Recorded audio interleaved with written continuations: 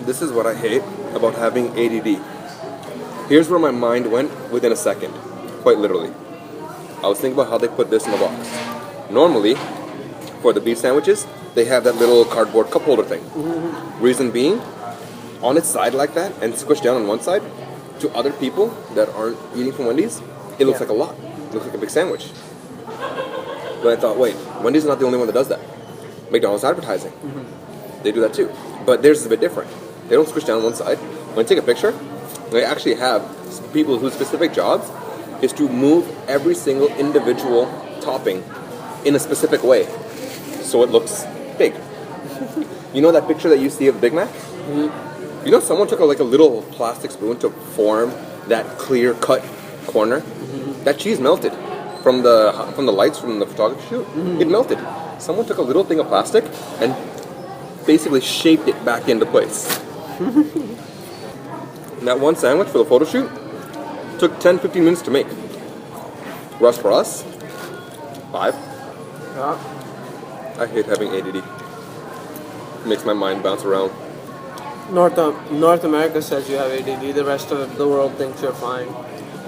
That's boys being boys, I guess. I took medication for it. It worked, but I couldn't tell if it worked because the medicine worked or the placebo effect. Did I think it worked because I took medicine for it and therefore my mind made it work? I still don't know the difference, and I thought, you know what? My mind shoots off in different directions and I get billions of ideas. As long as I control and focus them, who the hell cares? Best ADD medication, pot. Another example. I just thought of a quote. All natural, no pharmaceuticals. My brain needs oxygen and space. Give it those two things, we're good. I mean, you don't need to smoke pot. You could just have it through cookies or whatever. Well, no, think about this. When I say I have ADD, imagine whatever you remember. Whenever you get high from smoking weed, the things that go through your mind, they go at an accelerated rate. You go through... But they go in one direction is what it is. Yeah. What I'm thinking That's is me, helpful. you have them... You think of something that you never would have thought of before with no real base reasoning or logic. You go so detailed into that, and you design all these new plans. But now imagine, you take that, you're not high. That is you 24/7. You cannot sleep at night because of that. And at the same time, it's not a linear thought. I just gave you the example of the sandwich thing. Not 2 seconds later, I remember the quote from one man, I forgot his name, but he said that he doesn't think so much about Albert Einstein as he does about the people that died in cotton picking fields that were just as intelligent as him, but they couldn't be recognized. Yeah. My mind jumps non-stop. My question is, at the end of the day, would you relate ADD to something to do with your mind, or is it physical as well? Like, I would think it would show physical traits if it was ADD. You see how my speech is somewhat sped up? I go through food a lot faster. I go through drinks a lot faster. That's part of it. This whole concept of everything being on time, it's forcedly part of it. I had to focus myself in such a way that I had to pick something that I can connect all of my thoughts and work to. And say, look, this thing is here, so I should be here. That's why I get pissed off when if I'm more than 10-15 minutes late for something, I get pissed off. And I hate last-minute changes to my plans. I mentally can't handle it. My mind sees a change and thinks, the fuck is this stupid son of a bitch doing? Yeah. You'll notice the only times I pick, I come up to you like that morning, 2-3 hours before, saying, like, say for example, today, I saw you at 11 o'clock, I want burgers. That's it, I don't care where. I was just thinking top notch because I was a bit more in the mood for barbecue burgers. But really, I just wanted burgers. My mind can't stay in one place long enough to do anything. So that's what happens. I lose focus and function too easily. What ends up happening is that I have a million different ideas, and yet none of them I can stay on long enough. Yeah. Like I said, I took medication for it, and I don't know if it worked because the medicine worked, or if it's because I thought the medicine was supposed to work.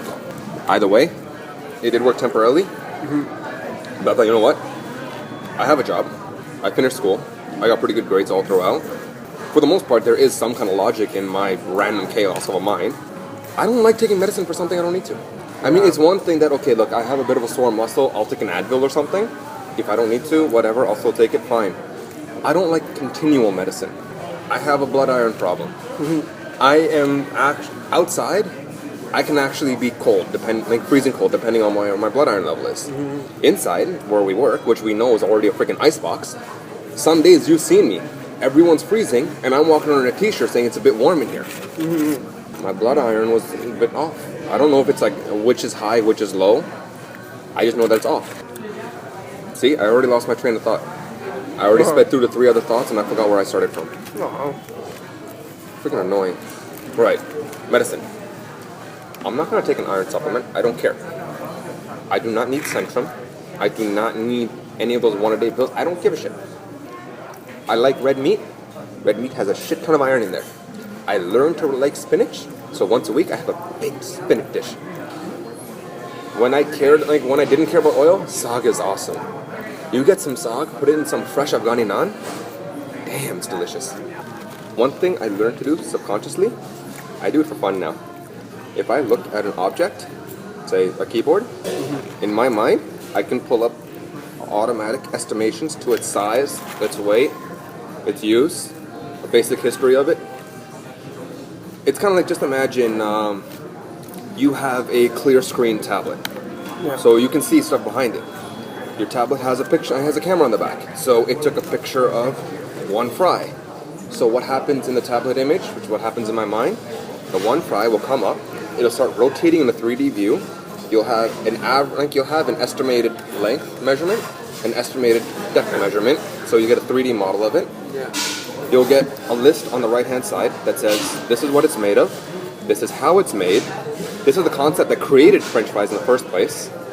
So for example, I look at that fry, I think, okay, that one fry in there was roughly about 3.5 to 4 centimeters long, or 2 inches depending on where you're from. I know that it was made from a machine-cut potato that was chopped down, skin and everything, and it was deep-fried immediately, typically between 15 and 45 seconds depending on the fry and the place you bought it from. I also know that, not the specific details, but an American went to France, they had something called frites, which was made of potatoes, but not this specifically. He went back to the US, he tried to get someone to replicate the dish, because he liked it so much. They didn't replicate it though. It was a massive failure. They created this instead. But the thing is, this as a snack caught on so well that they kept it as an actual side. The original name is frites. That's where fries comes from. An adaptation of the word frites comes with the fact that it was deep fried. That's what goes through my head on a daily basis. Well, that's good. This is why you'll notice that if you've seen me on a computer, the world doesn't exist around me. A lot of Thank God for information is computers. not bad information, it's just something... Random information. Well, it comes helpful when in other, I don't know, different situations that other people might not be as apt. Exactly, well think of this. The concept of healthy versus unhealthy food. We take a slice of pizza. Everyone's mind jumps junk food. Junk food. That's not real food. Junk food. And I think, well, think about it. You have wheat and grains from the crust and the base. This is a respectable place, not some cheap side place that makes the pizza. I mean, someone that's actually health conscious made it. So you have either a half and half bun or a whole wheat crust and base. You will have a very healthy, fresh tomato sauce made from real tomatoes. Very sweet. A little bit of a zingy taste to it. It's awesome. You will have more than enough calcium and healthy fats from the cheese, specifically pizza mozzarella, that's added onto it. You want something from your veggies? Fine. The typical toppings for a veggie pizza always include mushrooms, olives, green peppers. Those are the 3 amongst the top, 5 or 10. So get that, and you want something more on the meats? Why don't you get some, the best pizza would be Pizza Hut, the grilled chicken arrabbiata. It has a mix of all of those, it has a mix of veggies, and it has grilled chicken on it, specifically grilled chicken, not fried. So guess what? That thing has hit more items in the food group in a higher volume than anything else you've ever eaten. We just ate a burger, right? I have grains in the bun, I have red meat, I have onions, I have lettuce, I have cabbage, I had a good amount of cheese. I recognize that cheese slice, it's from Kraft Singles, which is actually pretty good. And the thing is, I like the bun. I like the the pretzel dough bun. I eat this now. There's really nothing unnatural in here. Should never ask for ice in the top. Kills the Melts taste. down, waters it down even farther. You end up tasting a weird water. Yeah, it just kills the taste of it.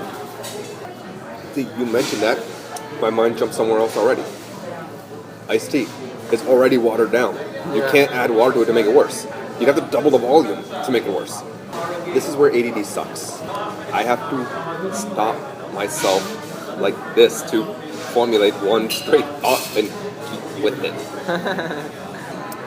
And this is why I hate having a fear of speaking in public. Yeah. I always think, chances are, I'm going to say something that's meant for one person in a good, funny, like humorous way. That's the same thing. But I don't like talk these in 10 public. other people, I'm Yeah. going to say, what the fuck is wrong with this asshole? In rows, if you're ever standing in a line, I never try to express myself openly because at the end of the day, I don't know what the person in front of or behind me might be thinking of our conversation. So I usually just lay low. Same goes with when we pass by our office, Ian. Yeah. I don't know anybody impressionable. Like I try not to suggest anything in front of them because I don't know if they'll understand or not. And usually people don't communicate any awkward understanding of things and just take you for the face value of what you said. Indian people. No, We people all in do that. lines. People in lines. You know that people in lines are only around each other for a couple of minutes, right? And the thing is, they judge each other for it. Oh my The God, worst that part shit is, was so cute. you know you'll never see each other ever again. Yeah. That's the worst part. You know you'll never see them again, and you're still worried about it. I know, probably, yeah. But the thing is, it's psychological. You can say then, right? Because It is. nothing No, that one not has to be psycho- worried it's more about sociological. or careful about. But It's a psychological effect on things that came from sociology. You are basically being aware of those around you. Yeah. Maybe a little too aware. But nonetheless, you are aware, and therefore, it is affecting your thought process. I remember, I was in high school. Our final grade 11 physics project, Yeah. grab any scientific topic of a specific item, Yeah. and do a presentation and report and everything on it. But the thing is, link it to something that was in a movie. Yeah. Reenact a scene, play a clip on the TV or something, reenact it somehow. Like, just put it on there. So I thought, you know what? I have an interesting one that people don't think of. And only people like me ever thought of this. Yeah. X-Men. Professor Xavier. Yeah. Specifically, the first movie, where Wolverine first wakes up in the school after being knocked out. So, Wolverine's running around from support beam to support beam in the school because he doesn't know where he is, who's around, and what the voice in his head was doing. It was Professor Xavier just using his telepathic abilities. What did my mind do? Thank you, ADD. You actually got me an A+ on that one. Scientific concept of resonance. Sound traveling in different frequencies from one object to another. That's how glass breaks in opera.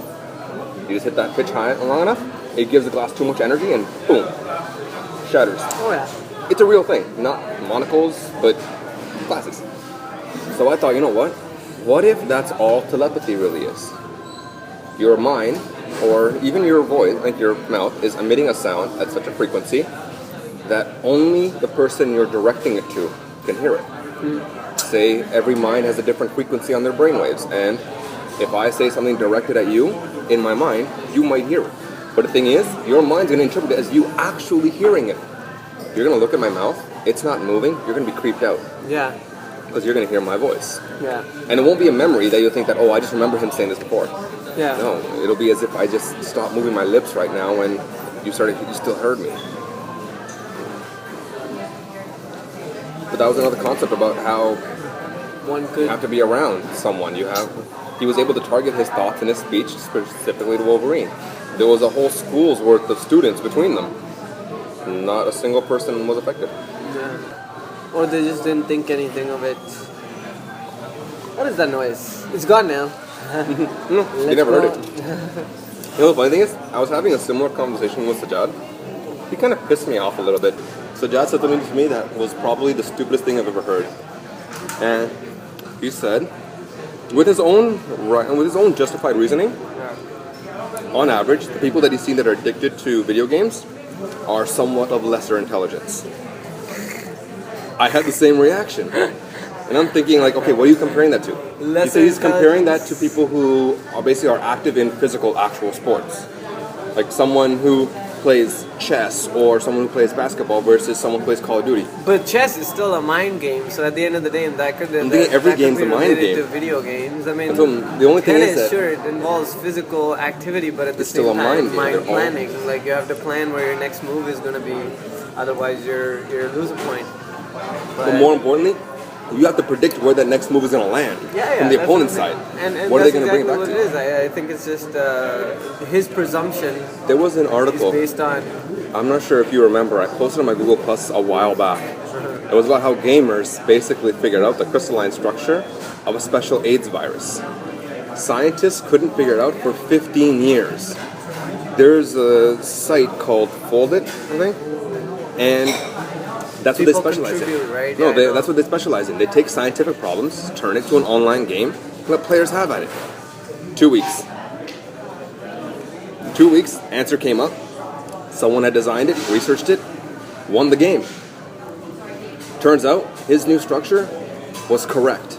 In every possible testing scenario, any possible reaction that they would expect from his structure, all perfect. I know, man. I mean, gamers are not given enough credit, but in time, it'll change because now we have a lot of gaming tech coming in that's making people physical. Holodeck. Holodeck. Yeah. You saw the Oculus Rift, right? Like Yep. Oculus. So most of those designs. Peripheral, and then there's the other peripheral now. I mean. No, but there is an actual, the Star Trek holodeck thing? There is an actual holodeck. Someone actually designed it where you're in a room. The floor is nothing but a massive treadmill that moves in all directions. Yeah. It'll move based on your movement to keep you in the center of the room. And you have screens all around you. You have screens all around you that... So basically, you're surrounded on all sides by a screen. Yeah. And that screen would obviously be whatever you're playing. So imagine playing Call of Duty, but instead of turning left and right to see left and right, you actually turn your head. You will actually be holding a virtual gun that actually has a plastic trigger that you can pull to fire a weapon. You will hold the same object. It's just that whatever you pick up in the game, the computer automatically switches for you. In another electronic equipment, I saw basically the same model where you turn your head into the person turns, but instead of there was a platform that you run on. Exactly. Wearing special shoes, and it does everything. It turns. You can use just exactly like a simulation. I think PlayStation Vita did this. I think there was a real world version of Call of Duty. Yeah. Was it Call of Duty or Battlefield? Basically, what Vita Battlefield. did... It was Battlefield, right? Well, what PlayStation Vita did was that they took the camera on the back and used that camera to simulate a stage. So that you can actually see, basically, the buildings that are in front of you and around you, those are the buildings on the map that you're playing on. Yeah. And this way, you can catch other players by keeping your Vita up. It'll catch the other players playing the same game. And you can start playing together or against each other. Honestly, though, a lot of the ideas that come from gaming and tech, it comes from people that always either took the time or was fortunate like me to have the mental capacity to switch through so many ideas so fast that I thought, hey, why don't we do this? All change, man. I'm telling you, in time we'll have all this. Like gaming won't be looked down upon because at the end of the day, it's still like activity done by your brain, your senses. You're still active in the sense there's sensory stimulation. There's freaking you have to have hand-eye coordination. So. It does everything any other physical activity what is the difference? Except for the physical. Well, what is the difference between playing a flight simulator on your computer with a proper joystick and everything versus piloting a drone? Yeah. That's all they're doing too in the military. They sit in a room, or even they have a massive screen on them. Jet, man. Like at the end of the day, I've seen in Call of Duty, not in a Battlefield, it's pretty brief. Like if I sit in a tank in Battlefield, like what else will I do? I'd be giving commands to the thing, and that's exactly what I'm doing. Granted, let's be clear to note in case someone gets pissed off. Controller. Controlling something physically versus controlling the game are two different things. But when you we have to understand that controlling something on a virtual screen is different than actually having the object. Not for the interface, but for the mental effect it has on you. You are playing a game versus you are actually going to kill someone. Whole different world. But any physical interface can be virtualized and can be put on a screen. With that same concept, remember the old duck shooter game? NES had it a while ago. A shotgun that you plug into NES and then you can actually shoot ducks on your screen. Yeah. NES or SNES? It was SNES. And then you have that little asshole of a dog that taunted you whenever you missed. Yeah. But think of this: if you're the only difference between that and a real game is that technically the gun you were using could not have been a shotgun or a hunting rifle. It had to have been a sniper rifle for pinpoint accuracy. Yeah. But you wavered even a little bit holding that thing, your character wavered. You were off by a millimeter, you missed that duck. Sounds pretty similar to the real world. Other than recoil, of course. No, I know. I mean, it's all changing, and we are critical of anything that gets too much hype anyway. So I think gaming has been the most recent target just because it's been in the news because of some accidents that have happened due to so-called. No, in that case, people I don't think that's what happened. I think had someone just tried to make a connection to anything violent that it was related to any kind of terrorist attack. Yeah, I mean, there's been so much news about that shit, so obviously people are negative. Oh, this person bombed this building, and they love to play this game. They love to play GTA, so they shot everyone up. They love to play Call of Duty, so they bombed all these buildings and called in all these airstrikes. And fuck that.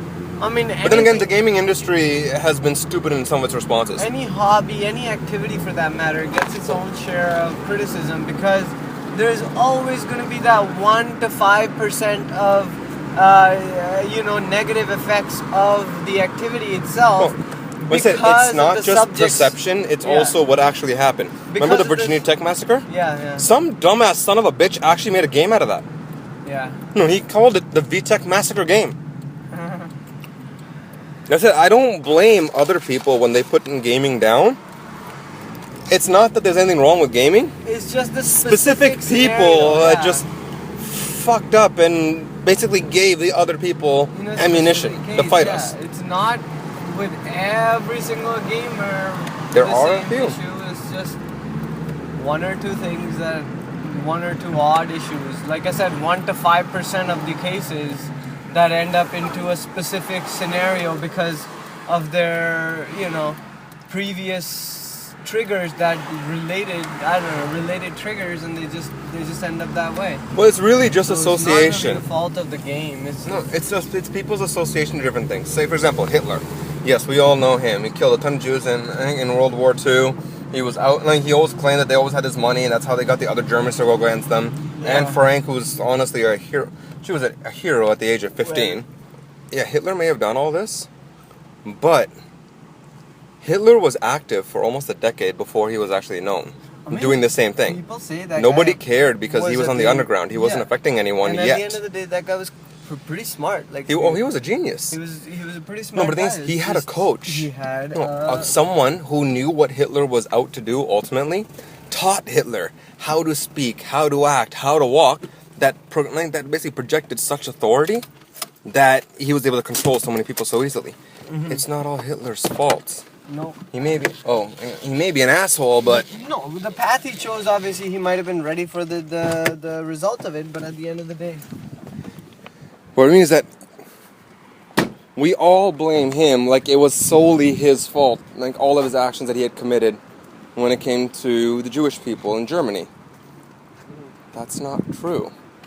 He has a big part of it, yes. Really, he was a culmination of multiple other people. Yeah. You don't know the whole story. You never will. You don't know the time they're in. The time changes, like perceptions change.